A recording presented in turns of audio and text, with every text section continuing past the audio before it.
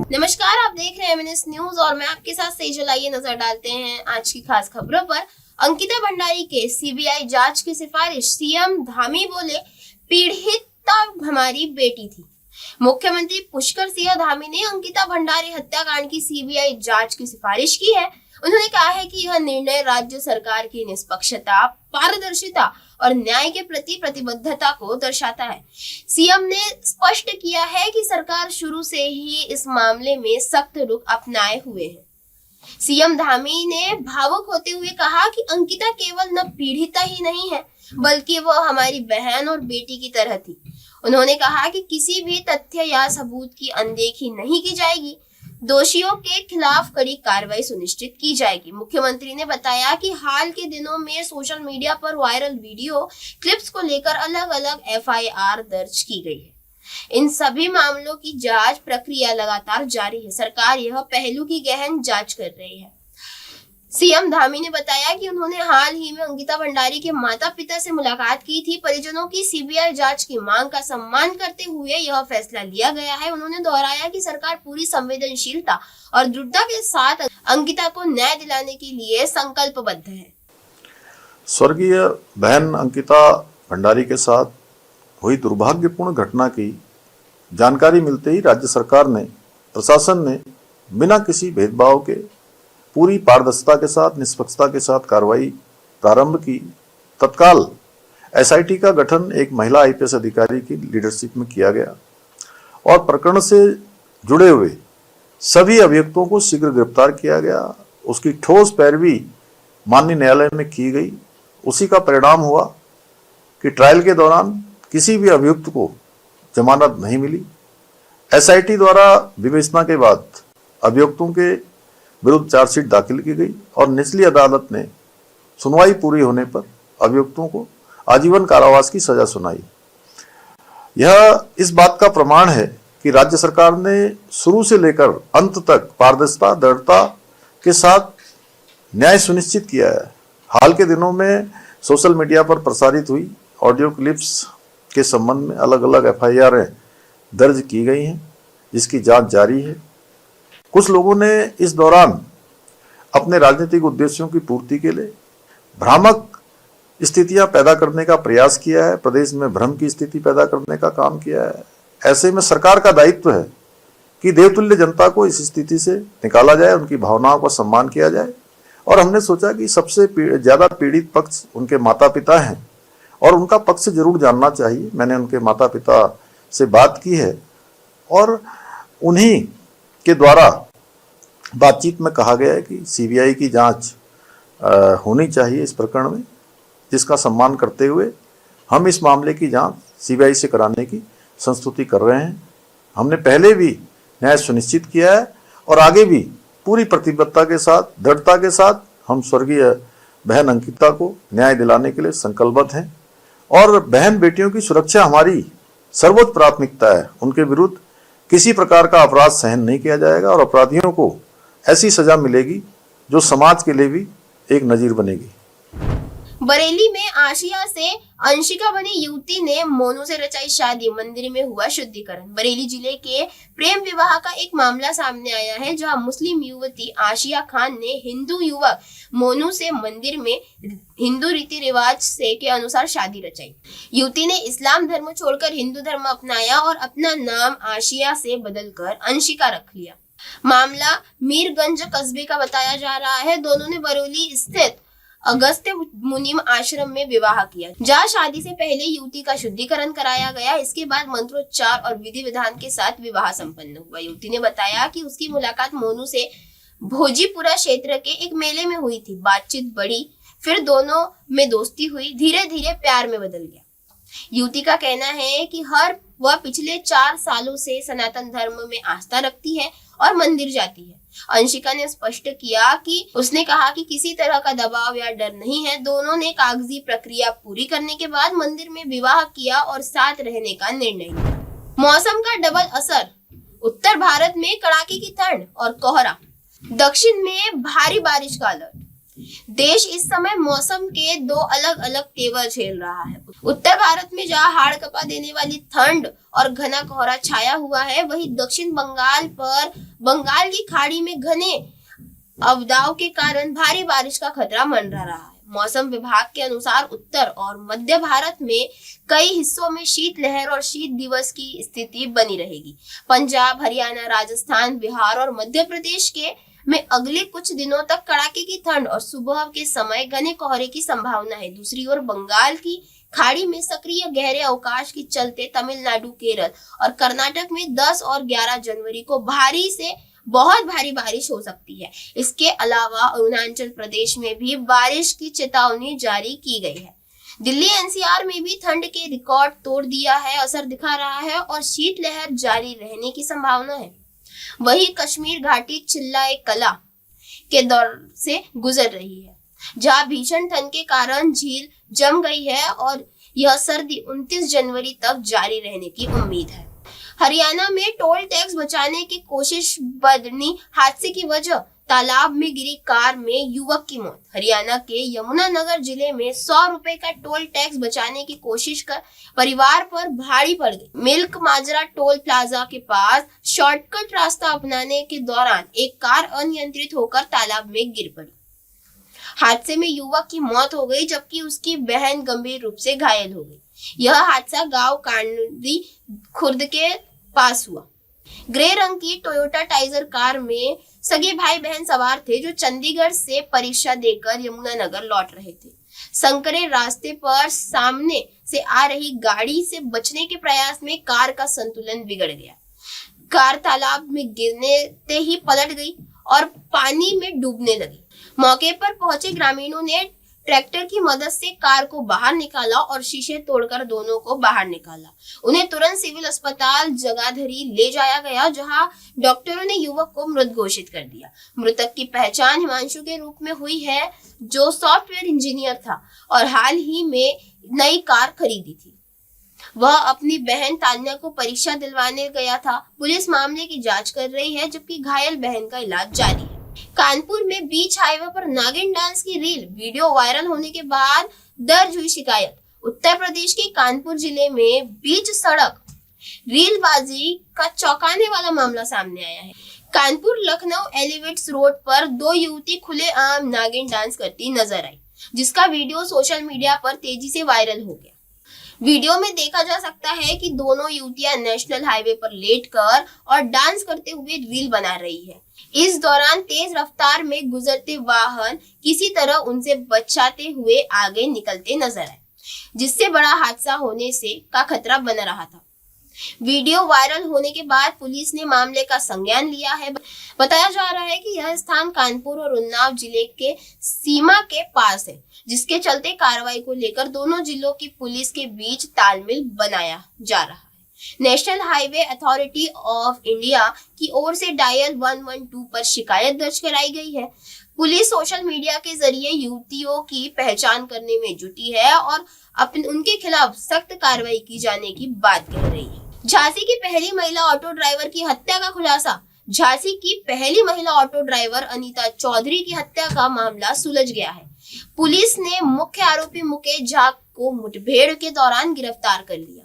मुकेश के पैर में गोली लगी है और उसे इलाज के लिए मेडिकल कॉलेज भेजा गया है। पुलिस के अनुसार मुकेश और अनीता में 5 साल पहले मंदिर में शादी की थी, लेकिन बाद में अनीता से दूरी बना ली। प्यार में धोखा मिलने के बाद मुकेश ने अनीता की हत्या कर दी। दोनों के बीच पिछले कुछ महीनों से अनबन चल रही थी और कई बार झगड़े भी हुए थे। 5 जनवरी की रात लगभग 2 बजे स्टेशन रोड पर अनीता की लाश लहूलुहान हालत में मिली थी। नजदीक ही उसकी टैक्सी भी पलटी पड़ी थी। पुलिस ने पहले इसे एक्सीडेंट माना, लेकिन पोस्टमार्टम रिपोर्ट की में गोली लगने से मौत की बात सामने आई। पुलिस ने मुकेश पर 25,000 रुपए का इनाम घोषित किया। उसकी कार बेतवा नदी पुल के पास खड़ी मिली, जिसमें पुलिस को हत्या के प्रयुक्त तमंचा बरामद हुआ था। पुलिस ने मुकेश के अलावा 2 अन्य आरोपियों को भी गिरफ्तार किया। ये थाना नवाबाद क्षेत्र के अंतर्गत 4-5 जनवरी की रात्रि में एक सूचना मिली थी कि कि एक ऑटो पलट गया है और एक महिला की मौत हो गई है। इस सूचना पर तत्समय पुलिस ने मौके पर पहुंचकर सभी विधिक प्रक्रिया पूर्ण की थी। मृतका की पहचान अनीता चौधरी के रूप में हुई थी, जो यहाँ पर प्रथम महिला ऑटो ड्राइवर के रूप में चर्चित थी जनपद झांसी में। उस समय इनके परिजनों ने एक तहरीर दी थी जिसमें शंका जाहिर की थी 3 व्यक्तियों के खिलाफ कि इनके द्वारा उनकी पत्नी की हत्या की गई है। उसके आधार पर पुलिस साक्ष्य क्रम में आज एक सूचना प्राप्त हुई कि जो मुख्य आरोपी है इसमें मुकेश झा, उसका लोकेशन मुखबिर की सूचना के आधार पर प्राप्त हुआ कि भगवंतपुरा की तरफ करगुआजी की ओर जाने वाले कच्चे रास्ते पर इसको देखा गया है। इस सूचना पर तत्काल नवाबाद पुलिस मौके पर आई और घेराबंदी शुरू की, तो इसको यहाँ देखा गया, रोकने का प्रयास किया गया, किंतु वो रुका नहीं और उसने पुलिस पर फायरिंग की। पुलिस ने भी जवाबी आत्मरक्षार्थ फायरिंग की, जिसमें उसको पैर में गोली लगी है और मौके से गिरफ्तार किया गया है। उपचार हेतु मेडिकल कॉलेज घायल को भेज दिया गया है। प्रारंभिक पूछताछ में इसके द्वारा बताया गया कि करीब 6-7 साल पहले 4-5 जनवरी की रात्रि में ही इनके द्वारा एक मंदिर में शादी की गई थी और उसी की एनिवर्सरी थी और उसने उसी दिन, क्योंकि उसको प्यार में धोखा मिला था, ऐसा उसका कहना है, और उसने बदला लेने के लिए ये घटना कारित की है। बाकी इन सभी तथ्यों की गहनता से पड़ताल करते हुए अग्रिम विधिक प्रक्रिया शीघ्र ही पूर्ण की जाएगी। इसके कब्जे से एक तमंचा और जिंदा कारतूस और खोखा बरामद हुआ है। मैम, इसके बेटे और जो इसका रिश्तेदार था उसका क्या रोल था? ये जो उन्होंने शंका जाहिर की थी परिजनों ने, उसमें 3 लोगों को नामजद किया था, जिसमें मुख्य आरोपी यही मुकेश झा था, इसका बेटा, और मुकेश झा के बहनोई को भी उन्होंने नामित किया था। उन दोनों की अभी साक्ष्य जुटाए जा रहे हैं घटना में संलिप्तता के संदर्भ में, लेकिन अभी कोई पुष्टिकारक साक्ष्य हमारे पास नहीं है। लेकिन मुकेश झा की लोकेशन, सर्विलेंस और कई साक्ष्य ऐसे हैं जिससे उसकी घटना में संलिप्तता की पूर्ण साक्ष्य पुलिस के पास मौजूद है। मैम, ये क्या गुमराह करने के लिए वहाँ गाड़ी छोड़ के भाग गया था, क्या था? हाँ, बरुआ सागर क्षेत्र में पुल पर इनकी गाड़ी मिली थी और वहाँ पर गाड़ी में इनके डॉक्यूमेंट्स वगैरह, आईडी वगैरह थी, तो इनके द्वारा अभी इस संबंध में और गहनता से इनसे पूछताछ की जाएगी। लेकिन प्रथम दृष्टया इनके मिलने के बाद ये स्पष्ट है कि पुलिस को गुमराह करने के उद्देश्य से इनके द्वारा पुल पर गाड़ी छोड़ी गई, ताकि पुलिस को ये आभास हो कि इनके द्वारा नदी में कूदकर जान दे दी गई है। इन सभी तथ्यों पर गहनता से इनसे अभी पूछताछ की जाएगी। कोचिंग संचालक की दरिंदगी, 10वीं की छात्र से दुष्कर्म, डरा धमका कर महीनों किया शोषण। कानपुर में एक कोचिंग सेंटर संचालक ने 10वीं की छात्रा के साथ दुष्कर्म किया। आरोपी ने छात्रा को जान से मारने की धमकी देकर करीब 1 महीने तक लगातार उसका शारीरिक शोषण किया। पीड़िता की उम्र महज 15 साल है। पुलिस ने मामले के आरोपी कोचिंग संचालक देवेंद्र पटेल को गिरफ्तार कर लिया है और उसके खिलाफ रेप तथा पॉस्को एक्ट के तहत मुकदमा दर्ज कर लिया गया है। पीड़िता ने कोचिंग जाने से इनकार कर दिया था, जिसके बाद मां ने बार बार पूछने पर उसने पूरी आपबीती सुनाई। पीड़िता के अनुसार दिसंबर 2025 में आरोपी टीचर ने उसे पहला फुसलाकर कोचिंग सेंटर में ही उसके साथ पहली बार जबरन दुष्कर्म किया। जब छात्रा ने विरोध किया तो आरोपी ने उसके माता पिता और छोटे भाई को जान से मारने की धमकी दी। किदवई नगर थाना प्रभारी धर्मेंद्र कुमार राम ने बताया कि पीड़िता के पिता की तहरीर पर आरोपी देवेंद्र पटेल के खिलाफ एफआईआर दर्ज की गई है। आरोपी को तुरंत गिरफ्तार कर लिया गया है और पीड़िता को मेडिकल जांच के लिए भेज दिया गया है। सर, कानपुर के किदवई नगर से एक रेप का मामला सामने आ रहा है, जहां पे आरोप यह है कि जो शिक्षक है उसने छात्रा के साथ रेप किया। सर, क्या पूरा प्रकरण है, किस तरीके से कार्रवाई की जा रही है? इसमें जो कंप्लेंट प्राप्त हुई है उसमें उन्होंने कोचिंग संचालक पे आरोप लगाया है। लड़की माइनर है और कोचिंग संचालक पे लगा कि कई दिनों से सेक्सुअली उसको एक्सप्लॉइट कर रहा था, और वो लड़की ने जब डरी सहमी रहती थी, जब अपने पेरेंट्स से कन्फाइड किया कि तब उन्होंने आगे थाने पे कंप्लेंट दी और उसको संचालक को गिरफ्तार कर लिया गया और अग्रिम विधिक कार्रवाई कराई जा रही है। बिहार में थाने से 100 मीटर दूर 50 लाख की फिल्मी लूट, पूर्व पर घेर कर बदमाश फरार। बिहार के जमुई जिले में अपराधियों ने बेखौफ होकर 50 लाख रुपए की लूट को अंजाम दिया है। मलयपुर थाने के महज 100 मीटर दूर आंजम नदी पुल के पास नकाबपोश बदमाशों ने एक स्वर्ण व्यवसायी को घेर कर लूट लिया और फरार हो गए। घटना शुक्रवार रात करीब 9 बजे की है। आधा दर्जन बदमाशों ने बाइक सवार व्यवसायी को पुल पर रोक लिया और विरोध करते हुए पिस्टल से बट से हमला कर घायल कर दिया। इसके बाद 50 लाख रुपए से भरा बैग लेकर आरोपी फरार हो गए। घायल व्यवसायी की पहचान पुरानी बाजार निवासी विक्रम कुमार सोनी उर्फ बिक्की के रूप में की गई है। उन्होंने परिजनों के सदर अस्पताल में भर्ती कराया। घटना के बाद इलाके में व्यापारियों की में दहशत का माहौल है। मामले की सूचना पर एसपी विश्वजीत दयाल मौके पर पहुंचे और जांच शुरू कर दी गई है। पुलिस ने इलाके में नाकेबंदी और वाहन जांच तेज कर दी है।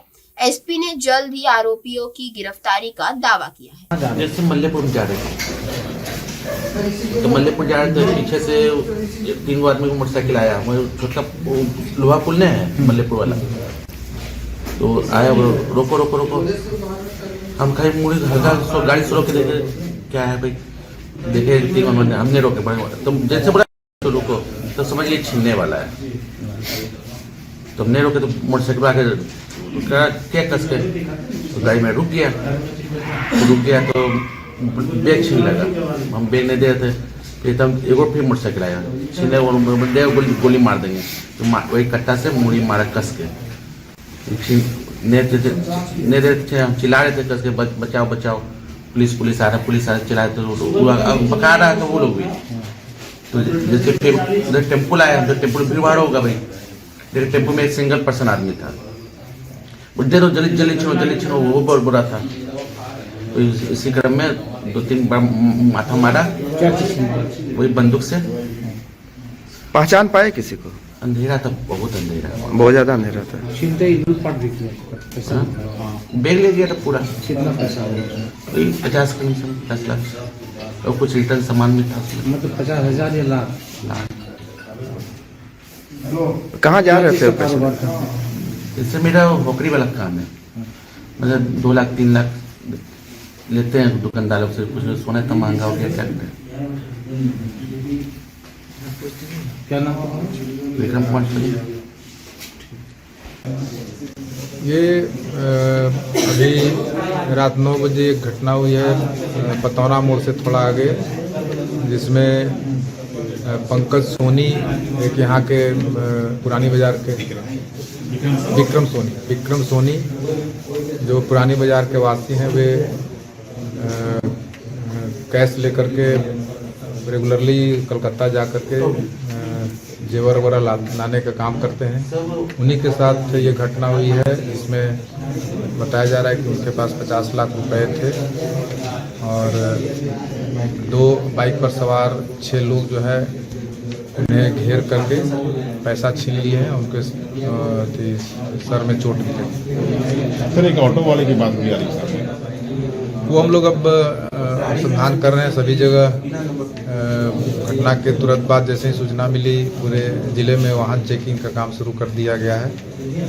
बाइक ऑटो का भी एक आया सामने कि ऑटो भी जमुई रेलवे स्टेशन की तरफ से आया था, वो भी इस घटना में संलिप्त है।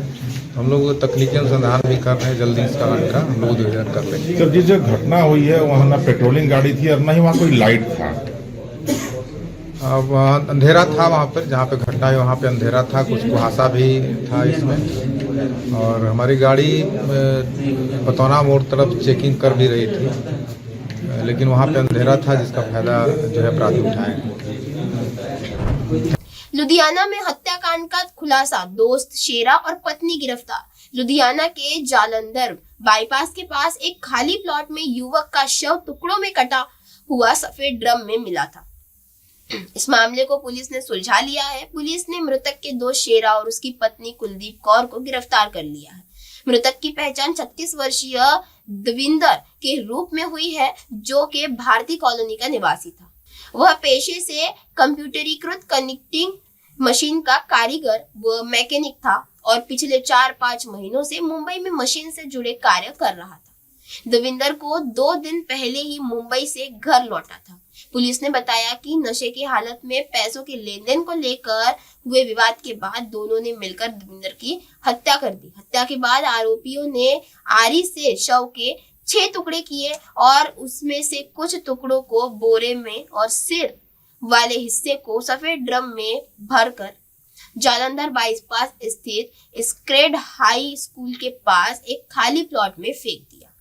पुलिस को शक है कि इस हत्या में कुछ और लोग भी शामिल हो सकते हैं, क्योंकि सीसीटीवी फुटेज में बाइक पर ले जाए जा रहे ड्रम के पीछे कोई दूसरा व्यक्ति पकड़े हुए दिखाई दे रहा है। फिलहाल पुलिस सभी पहलुओं की गहराई से जांच कर रही है। इसी के साथ बने रहे देश और दुनिया की तमाम खबरों के साथ और देखते रहे MNS न्यूज। हाय हेलो नमस्कार, मैं हूं पंकज विष्णु और आप देख रहे हैं MNS न्यूज। आप देख रहे हैं MNS न्यूज।